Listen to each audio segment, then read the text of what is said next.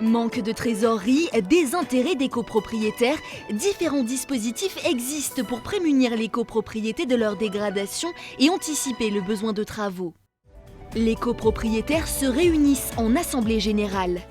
L'Assemblée générale, elle est essentielle au bon fonctionnement de la copropriété. Malheureusement, elle est parfois désertée par les copropriétaires qui se sentent parfois pas concernés ou ne voient pas l'intérêt d'y participer. Mais toutes les décisions nécessaires au bon fonctionnement de la copropriété, elles sont prises en Assemblée générale. Par exemple, la réalisation de travaux dans les parties communes et la présence de tous les copropriétaires est fortement recommandée. La loi Elan facilite la prise de décision.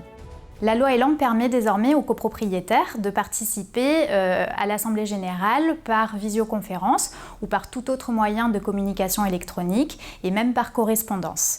Alors c'est aussi une représentation qui est facilitée. Jusqu'à présent, on avait la possibilité de donner jusqu'à 3 mandats à un copropriétaire, représentant jusqu'à 5% des voix de tous les copropriétaires. Et la loi Elan permet d'augmenter ce seuil jusqu'à 10%. C'est aussi la possibilité pour chacun des époux de recevoir personnellement jusqu'à 3 mandats.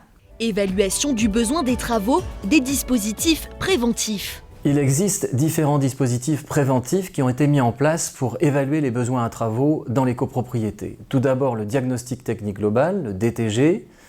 Il y a également le diagnostic de performance énergétique, le DPE, et également l'audit énergétique. Ces dispositifs préventifs, ils ont une double vocation. Prémunir les copropriétés de leur dégradation, bien entendu, et anticiper les besoins de travaux.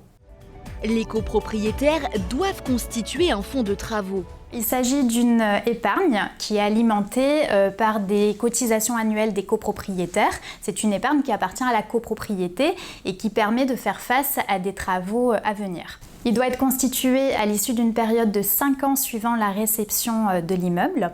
Il est voté en assemblée générale et son montant correspond au minimum à 5% du budget prévisionnel, c'est-à-dire le budget de fonctionnement de l'immeuble.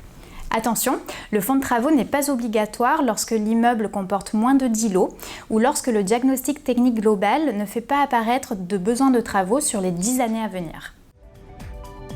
Comment sont votés les travaux ? Vous avez compris, sauf exception, les travaux sont votés au cours de l'Assemblée générale des copropriétaires. Il existe différentes règles de majorité selon la nature ou l'importance des travaux à réaliser. Tout d'abord, la majorité simple pour les travaux de conservation ou d'accessibilité de l'immeuble. Ensuite, on a la majorité absolue pour les travaux d'économie d'énergie et la double majorité pour les travaux qui modifient la jouissance des parties communes et enfin l'unanimité pour la suppression d'un équipement collectif de la copropriété. La loi Elan apporte une nouveauté puisque les travaux d'économie d'énergie sont votés à la majorité absolue.